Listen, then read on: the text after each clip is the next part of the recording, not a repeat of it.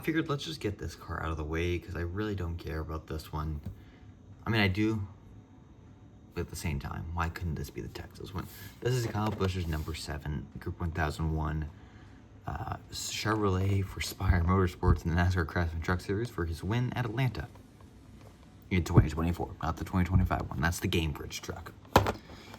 Kyle Busch and Gamebridge is such a weird combo, I'm not gonna lie.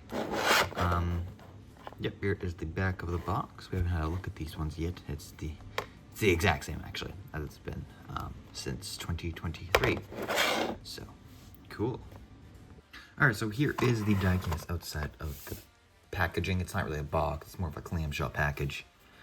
Here is the trading card. Why is that is a weird stance for Kyle Busch. It's like he has the flag, but he doesn't have the flag. Here is the back of said trading card. Almost a 2-hour truck race is pretty long, I think, for how the truck series has been lately. There's the stand. It's the same as it's always been. It's got a custom name. There you go. But more importantly, here is the diecast. Overall, it's pretty nice. I don't have a Kyle Busch truck, mostly because they didn't make many trucks till 2018. And well, actually, I do have a Kyle Busch. Never mind. I have his 51. Cessna Atlanta win, but I don't have that with me right now. Instead, I have something else to compare this diecast to. But to begin, we have Craftsman on the front hood, Group 1001. Well, I guess that's the windshield. Group 1001 is on the front hood. The Chevrolet logo, it's very high up. I don't know why, but it is. I think because this is a universal mold. All trucks have the exact same mold. So maybe that it just looks like that because of that. Unclear, though. Put some light in here just in case. On the side here, we got, I think that's NPR, so no go. Got SKF, a lot of contingencies. This is weird to look at now. I'm so glad trucks still get contingency sponsors. But legitimately, they're the only ones who get it. I don't even think Xfinity cars get contingencies anymore. They get a few, but not many. More down there, Group 1001. I can't read half of those. Let's see if we can zoom in here. The decals feel very blurry with this diecast. I don't know why. Chevrolet, Spire Motorsports, HendrickCars.com, Nations Guard, and I don't know what that one is. Kyle Busch signature up there. American Ethanol Fuel, Group1001.com, Silverado, Group 1001 Chevrolet, Busch, number 7, and Respect. I don't know why that's on. I think that's on all the Spire trucks for some reason. Not totally clear why. I have a Chase Elliott truck here. This is the Kyle Larson. It doesn't have that on here. So maybe when we get the Chase Purdy truck out, we can take a look at that. So I was really trying to find the Texas win. I was really hoping, saying that was a Wave 4 release, maybe a Wave 3. I was really hoping I could find that one. But I found the Group of that one instead. I mean, it's okay, but like, I really like that Brill Tree truck. So I don't know when I'm going back to the States, but maybe I'll be lucky to find that one then. But this is my 3rd number 7 truck, I think. I have 2 of the HendrickCars.com. This is the Larson Wilkesboro win. I also have the Chase Elliott 2023 truck, I think, as well. Or was it 2022? It might have been a 2022 release, actually. I'm not sure. Either way, I think we have one now from 3 different years. It doesn't change much. We're not going to compare it to that truck because, excuse me, nothing's really the same. But yeah, Kyle Busch, Atlanta. Who would have thought he's actually good at New Atlanta? Almost won, I think, 2 cup races there now.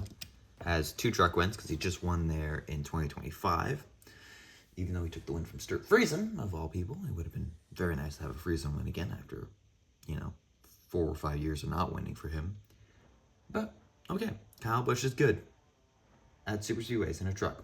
I not really on my bucket list, but not my bucket list, but I don't know, not on my mind. That's not what comes to mind when I think of Kyle Busch, but who knows? Maybe it's just because the truck series is kind of easy to win sometimes, it seems. But overall, for a race win diecast, there is, especially a super speedway, I guess you can't really lock bumpers and stuff in the truck series, but you can still give shoves. And apparently no shoves were given, because this rear end, let me tell you, it is extremely clean. Maybe a little scuff right there, but that's even hard to see. It is very clean. Maybe a bit of fender touching right there, a little rub, but there's nothing. This thing is basically just a clean release of diecast, which is kind of nice actually for once. I don't have a clean number 7 actually. The Larson's also a race win, and I think the Chase Elliott's a race version, even though he didn't win.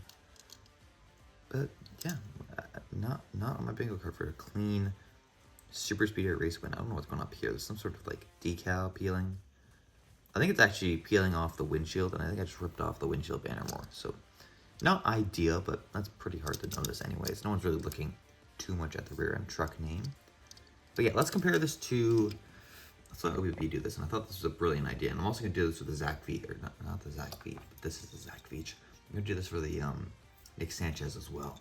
This is Zach Veach's 2018 Delaware Life Group 1001 car.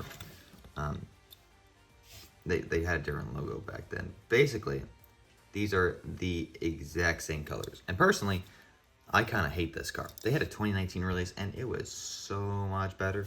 So this will show you. It's pretty much the exact same color scheme as well. My stupid focus is on again. That's annoying. But yeah, kind of actually pretty similar. When you think of how an Indy car can go onto a NASCAR livery, I mean, it's not really that close, but at the same time, it's got its similarities, mostly in the colors. This new gray line is something perhaps new. No, it's not. It's just this gray outline around this like gold brown looking color.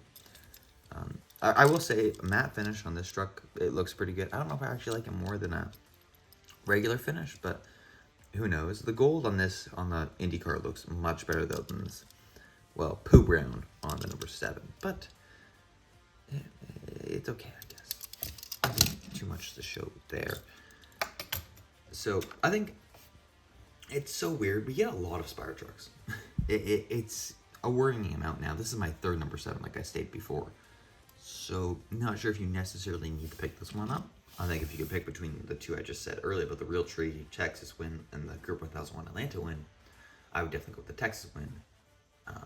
And I think both were released on gold scales. Gold scale. So gold series. Why did I say gold scale? It's gold series.